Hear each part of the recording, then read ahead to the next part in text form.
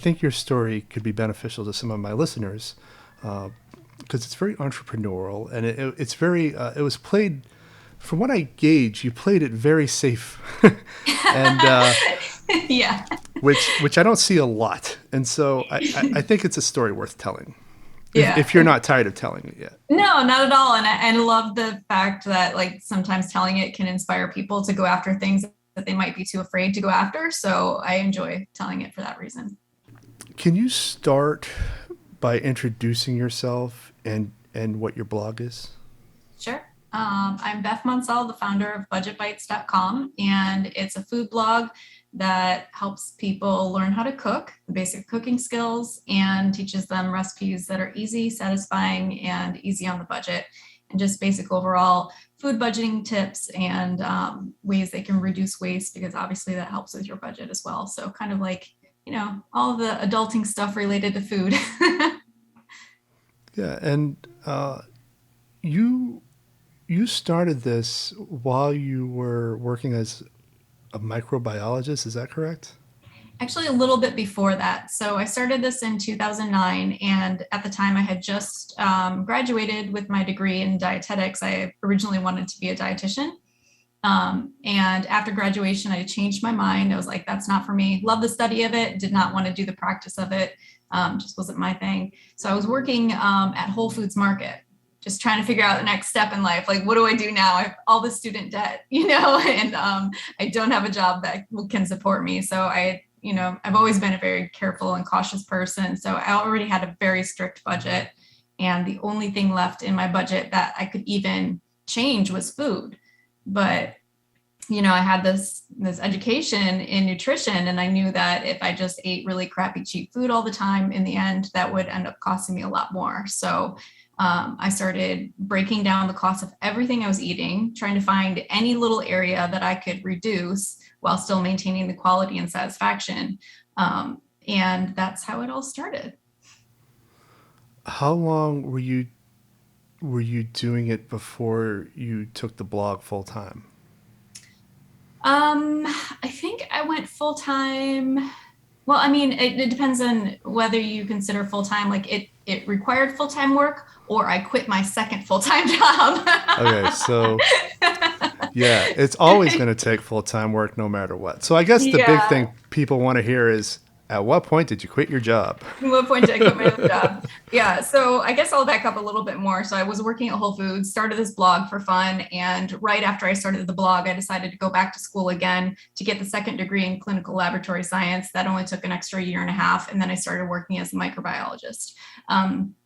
And right when I got into that job, I got the book deal for the blog. And so I was like writing the book and doing the blog. And it was just growing so fast. And let's see, I think it was 2014.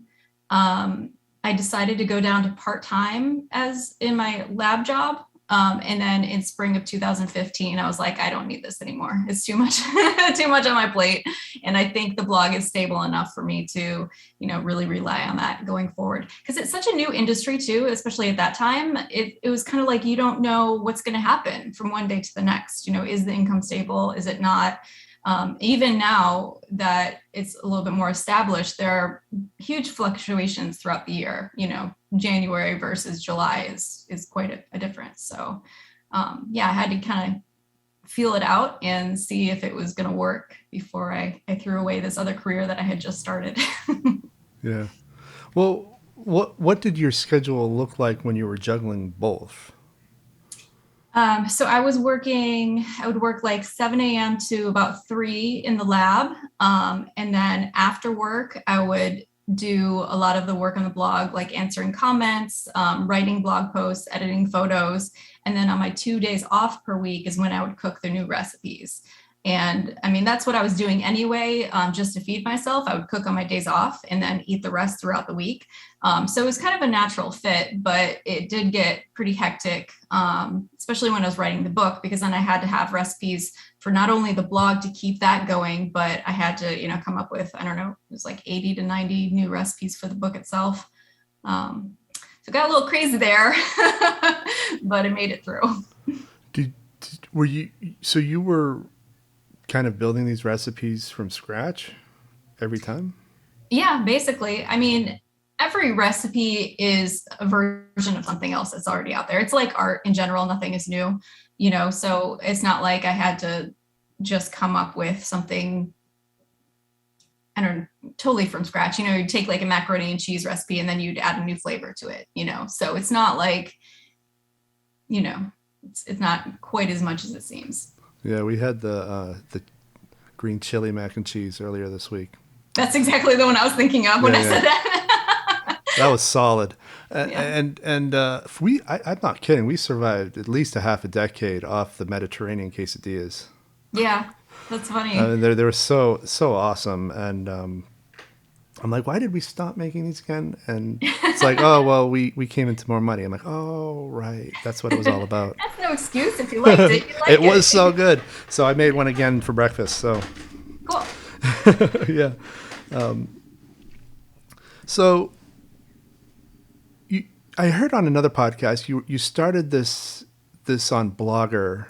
Mm-hmm. What year did you say you moved to your own platform on WordPress? Let's see. It's hard to remember because everything is such a blur. I think it might have been 2012.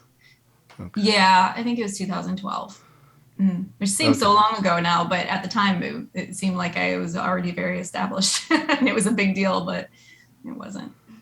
I don't know how old some of these podcasts I listen to are. I don't look at the metadata, though I probably should. You talk about how like the next big thing that was coming with food blogging is video. And I noticed that you now have video content. At what point did you implement that? Yeah, video has pretty much been king now since maybe even like 2016, 2017. So that's about when I started experimenting with video. I wasn't very good at actually working that video production into my regular schedule until maybe 2018, because it's a lot of extra work and, it's a whole new skill I had to learn. And so I've been doing about one video a week for the past couple of years. And now I'm starting to outsource some again. I've outsourced it in the past a little bit, but that's always difficult because, you don't have control over the food styling or the technique that's used in the video. So I prefer to do it myself, but it's just become unreasonable to add that to my schedule these days. So you prefer to kind of learn a new skill set just so that you can have a little bit more control over what you're putting out there. That's interesting. Yeah, I mean, I guess I am a little bit of a control freak. Like, I don't like to think about it that way, but I am. I like things to be exactly the way I envision them in my head. And so if you try to have someone else do that, it's really hard to articulate what you're envisioning for a recipe or a photo or a video, a piece of art, basically, and have someone else try to execute it. So I would love to be able to do everything myself. I don't know if that's going to be possible ever. But I am building out a kitchen studio right now, so I can have a team come and produce this content with me. And so that will allow us to make more content and actually, have it be directed by me and have it come out the way I want, which will be cool. That's very cool. Is this going to be like just for like studio work, or is it going to be a part of your kitchen? Your functional kitchen? Oh yeah, no, it's completely separate. Oh, yeah. Okay. Yeah, no, I actually started using a separate space 2 years ago, just because all the equipment, the photography equipment and all the props and everything was just too much to have in my home. So I have a small like residential unit that I use for all of my work, basically. Have you kept track of how many new skills you've had to learn simply by going and becoming an entrepreneur? Like had you stayed in the comfy job, how much would you have not gained in terms of knowledge? Oh God, I think it's too many to count. I mean, in this industry, the online, digital media, it's changing so fast. So it's like every few weeks there's something new to learn. Like every time a social media platform decides it wants to change course or promote a different type of content, you have to learn how to make that type of content. So not only has video been king for the past 5 years at least, but now it's a new type of video where it's more like TikTok style videos. So you have to learn how to do that, which is totally different than the, full blown edited videos. So there's always something new. And I really do enjoy that aspect of the job. It keeps you on your toes. Because before this, the longest I had ever had a job was like 3 years because I just get bored, and I want to move on and learn something else. So, and I've been doing this almost 13 now. So it's pretty cool. I find that's common with a lot of entrepreneurs and creative people is they tend to get bored quickly, at which point another business comes up. So I think it's pretty cool that you've been doing it this long. And I think it helps that too, that you're forecasting. It seems to me from where I sit, you're able to forecast what the next thing is and start working towards it. So you see video is going to be a thing you start working towards. Mm-hmm. Yeah, you kind of have to, but it helps. I'm in a lot of Facebook groups for other food content creators, food bloggers. And I think that really helps you see where things are going because people share ideas all the time and their experiences on different platforms and with different media types. So it's a lot easier to kind of collect that data from everybody else, not just yourself, and kind of see where things are going, Have you ever correlated what recipes do better based on just how much all the ingredients cost altogether? So is there a common medium in terms of like what people are looking for, or are they maybe not going through your recipes based on budget at all? I don't know. Yeah, surprisingly, I think most people don't search by the price. It's not very easy to search by price on the website to begin with. So it's probably part of the reason why they're not searching by price. But I think the other reason is because prices are so different everywhere. So the prices that I have on the website are not like this recipe is going to cost you this much. It's more like that's how much it costs me. And you can take a look at the different ingredients in the recipe and see how each one affected the total price. So no matter what the prices are like in your area, you'll know, hey, this is the most expensive ingredient. That's the one that I should cut back on a little bit if I need to reduce the price of the recipe. Yeah, the green chilies were hard to find, but they were nice and cheap. Oh, nice. Yeah. They were in the international section. If anyone wants to do that, I'm going to put a link to all the recipes that we use in the description, which is going to be huge. Cool. Yeah, there were a lot that I was personally making for us. I don't remember when we started making some of these, and so I had forgotten where they came from. And I'm like, whoa, the chili garlic tofu bowls, which basically I make from memory at this point, came from Budget Bytes. It's a staple. Cool. So I'm interested a lot in data and how data is used.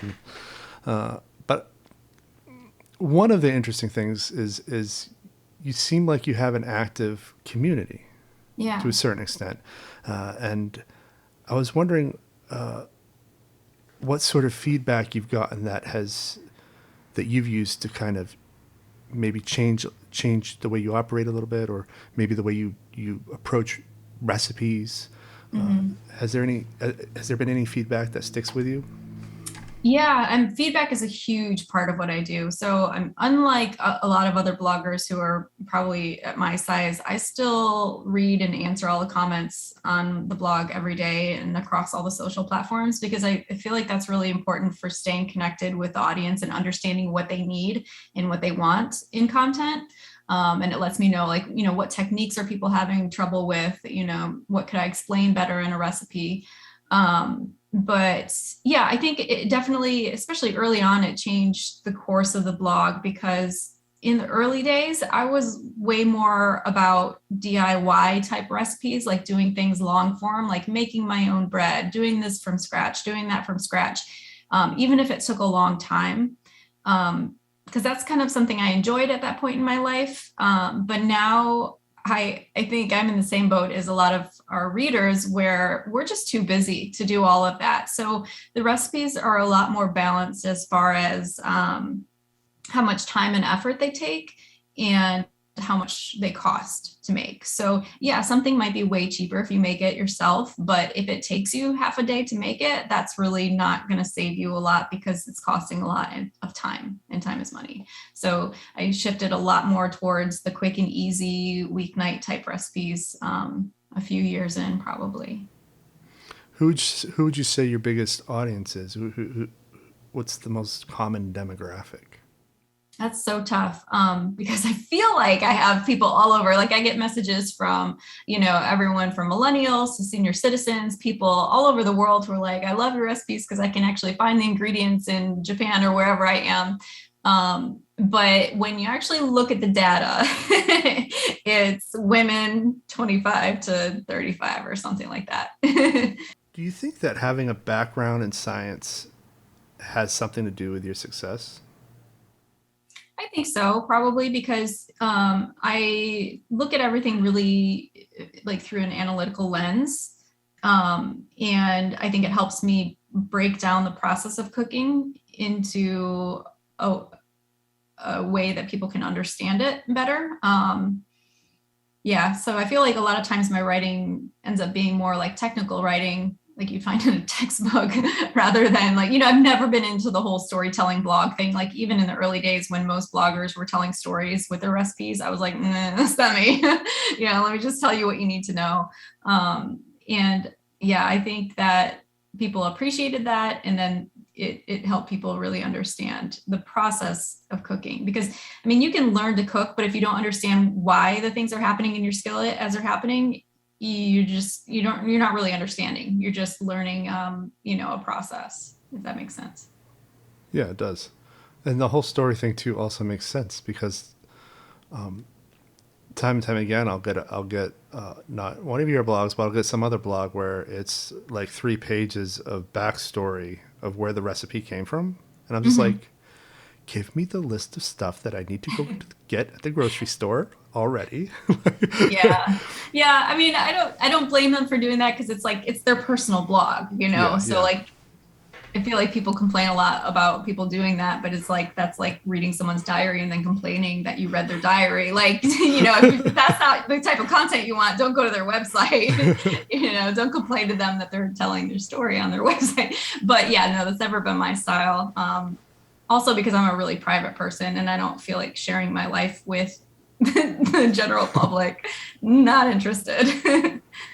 What does your work schedule look like now? Like, what does a full-time blogger, how does that take up your time on a weekly basis? Well, it takes up all of my time. I guess I could say that. I work 7 days a week. And it varies a lot from day to day because as a blogger, you wear a lot of different hats. So you're creating content, you're running a business, you're managing a website, and a lot of us try to outsource as much as you can, but you still have to have a basic understanding of all those different areas and be able to monitor them to make sure things are being taken care of. So these days I will spend maybe 2 to 3 days in the kitchen where I'm testing recipes and photographing, things like that. And then part of that day, I will also be taking care of things like answering comments, maybe writing the blog posts, editing the photographs, making sure all the other content that we have scheduled for like social media or things like that are going out on time. I do have some other people on the team right now. I have Kelly, who takes care of our community. So we have a private Facebook group for our meal plan customers. And then she does all the customer service inbox things. And then she helps me out with like basically any other task that I don't have time for. And then we just onboarded a new social media manager who takes care of scheduling all of our social media content across all the platforms, because that alone is a full-time job. And once we get the studio open, she'll be helping create some of the content for social media too, like reels and stories and things like that. But yeah, it's a lot. I mean, it's all over the place. So, and yeah, the rest of the week that I'm not in the kitchen, it's just taking care of all those other tasks, writing the blog posts, editing the photos, editing the videos, and just making sure everything stays on schedule and gets posted on time. Would you say you are running a full-blown media production company at this point? Yeah, that's what I tell people now when they say, what do you do for a living? Like, I don't like saying food blogger. I never have, because it just sounds like an online diary. And it is so much more than that. We create digital media of all kinds, and we create it not only for our platform, but for other platforms as well. We create it for brands. So it's a digital media company for sure. When you were initially leaving your safe job to do this, what was some of the feedback you got from some of your colleagues and family? They all thought it was cool and were very supportive. Everyone that I know, personally, just loves the blog and thinks it's so great, which is awesome. I'm really thankful that I've never had any negative pushback, because I think I would have very easily been discouraged if someone told me that's never going to work, because that's the type of thing I used to tell myself all the time. And my favorite part about my story is that this blog is the first time I told myself that, just try it and see what happens, instead of telling myself, no, that's not going to work, before even trying. And that one change of mindset changed my entire life. So I really encourage people to don't tell yourself no before you even try, always at least give something a try. Yeah, I would agree with that. I always like to ask about family and friends' responses to these sorts of things, because it's really important for the people around someone to support what they want to do. Yeah, for sure. You designed the recipe for the Mediterranean quesadilla.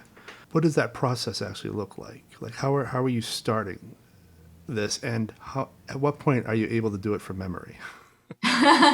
Yeah, well, it really is like a creative muscle that grows the more you do it. And it gets easier as time goes on, for sure. So I remember early on, at some point, some magazine, I don't remember which one it was now, maybe like Cooking Light or something. They wanted me to come up with like 10 to 20 recipe ideas in a week to feature in their magazine. And at first I was like, oh, that's impossible. And then I just sat down with paper and pen and I started, writing things out. And after just doing that one exercise, creating recipes for the blog after that was like a breeze. It was just like, it's something you learn to do. So the process for me starts usually with the type of recipe. Like for this one, it would be like quesadilla. I know I love quesadillas. They're always good. And you can put anything into them, kind of like pizza. You can put anything on a pizza. So at that point, you already know what makes up a basic quesadilla. You've got a tortilla, you've got cheese. What else can you put in there with it? So you start thinking of other flavor combinations that you like in other foods. And then you're like, can I put that into a quesadilla? Yes, I can. So it's all about combining flavor combinations with cooking techniques and just mixing and matching all of those things. Do you think that chefs should have a nutrition background? No, I don't think it's necessarily important. No, I mean, I think it can be helpful, but I don't think it's important, because I don't think nutrition, even with my background, I don't think nutrition should always be the main focus of the food you eat. Food plays many roles in our lives, whether it be fellowship, love, community, artistic expression, physical satisfaction. It has so many different things that it can add to our life, and nutrition is just one of those. All right, I have one more question, and then we can do some housekeeping. Okay. All right. It takes me 45 minutes to an hour to properly caramelize an onion. Is that normal? Yes. Okay. There are a lot of shortcuts out there that you'll see online, and honestly, I don't think any of them produce nearly as good of a result as doing it the long way. 45 minutes to an hour, just do it, and you'll be rewarded with the best tasting caramelized onions. And there it is. I've been validated. Good. I was going to put all these recipes in the description. There's 1, 2, 3, 4, 5. There's 12 recipes. I don't know if you want to know what they are or if you'll read them, but Are those all from your Word doc? Because I wonder if they're still all on the website. I don't know if the Mediterranean quesadillas is. If they aren't, I will make a notation of it, but we copy and pasted it, so we still have the actual recipe. Blueberry lemon curd shortcakes. That came from you too. Wow. Apple Dijon kale salad, which everybody asks us to do every holiday get together. That one's my favorite. Yeah, we always bring that. Vegan creamy mushroom ramen. Vegetarian French dip sandwiches. Oh, I used to be obsessed with those. Yeah, I want to rephotograph that one soon. I had it on my list the last month or so, but I couldn't get portobello mushrooms anywhere. But it's such a good recipe, and those photos do not do it justice. So I'm going to republish that, and it's hopefully going to do really well. Yeah, get some good baguettes for that. Quick curried chickpeas with spinach. Spicy dragon noodles. Broiled balsamic vegetables with lemon parsley rice. Mediterranean orzo salad. Hoisin tofu bowls. Roasted vegetable burrito. Again, the chili garlic tofu bowls. And, of course, the Mediterranean quesadilla, which we survived off for half a decade. Cool. Yeah, I don't know if the Mediterranean quesadillas are on there. I'm not sure about the roasted vegetable burritos. Let me see. That one might not be on there. Oh, we make them and freeze them. And it's still there. Okay, cool. Actually, the plan for me is to go. I have to go to Virginia in August, and the plan was for me to make those burritos, freeze them in bulk, and bring them down and just eat them over the course of 2 weeks. Oh, cool. Good idea. Solving a production problem. Yeah, there you go. Thanks. All right. Bye. All right. Nice to meet you. Likewise.